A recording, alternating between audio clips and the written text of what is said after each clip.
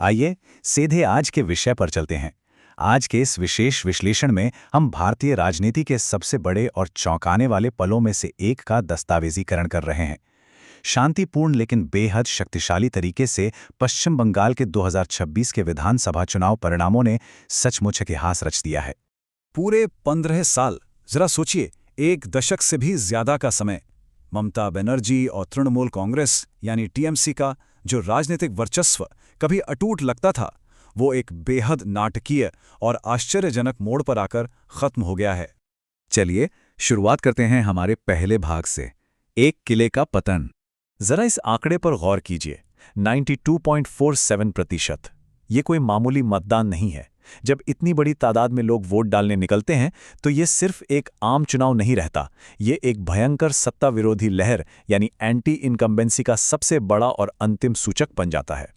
बदलाव का पैमाना कितना बड़ा था, ये नतीजे खुद बयां कर रहे हैं। 2021 को याद करें तो टीएमसी के पास 2/3 बहुमत था और 2026 आते आते एक भारी गिरावट के साथ वे 100 सीटों के आंकड़े को भी नहीं छू पाए। ये कोई आम हार नहीं है, ये एक अजेय माने जाने वाले गढ़ का पूरी तरह से ढह जाना है। अब आते हैं दूसरे भाग पर।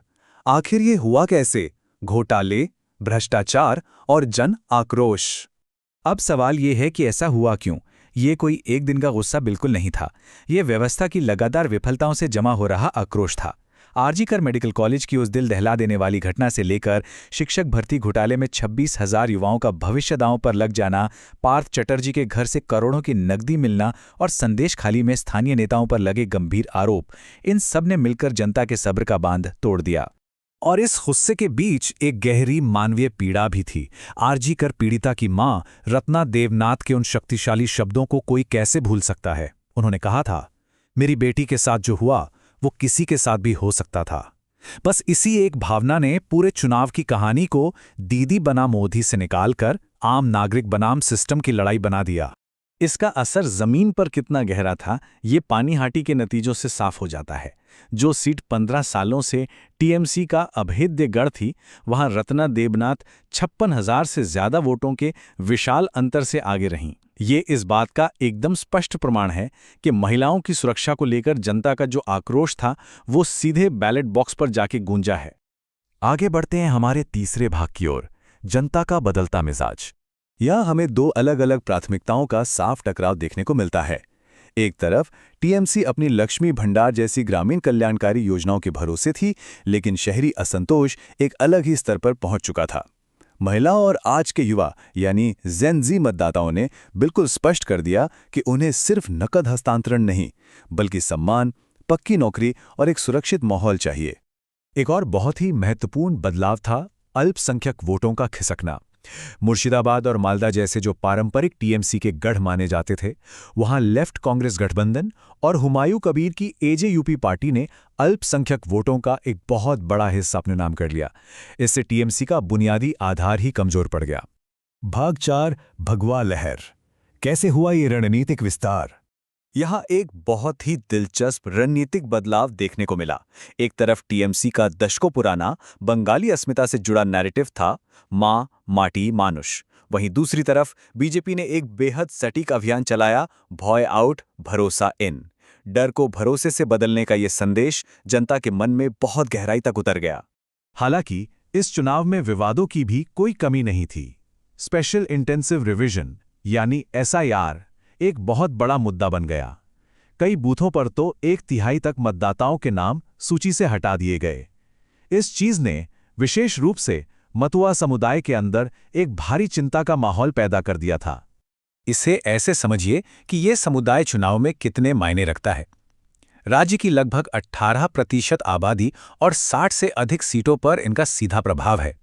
बीजेपी ने सीएए के तहत नागरिकता देने का वादा करके इस समुदाय के असंतोष और मतदाता सूची वाले विवाद का बहुत मजबूती से मुकाबला किया।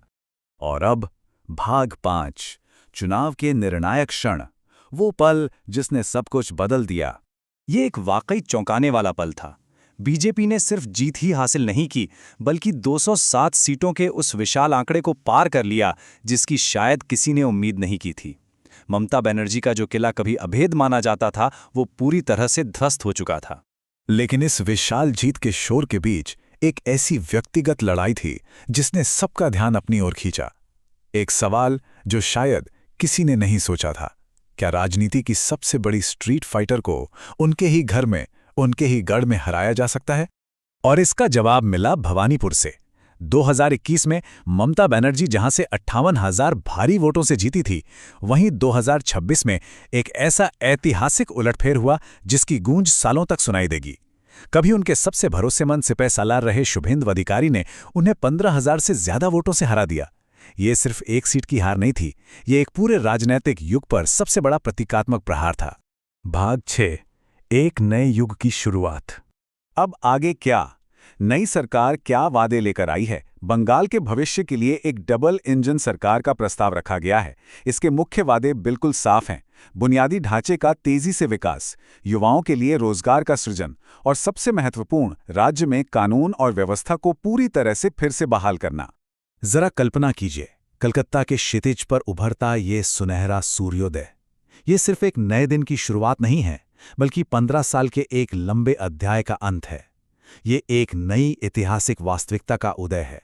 तो अब सबसे बड़ा सवाल जो हम सबको सोचने पर मजबूर करता है, जैसे जैसे बंगाल इस नई राजनीतिक हकीकत में कदम रख रहा है, ये विशाल ऐतिहासिक बदलाव आने वाले समय में भारतीय लोकतंत्र की दिशा को कैसे तय करेगा?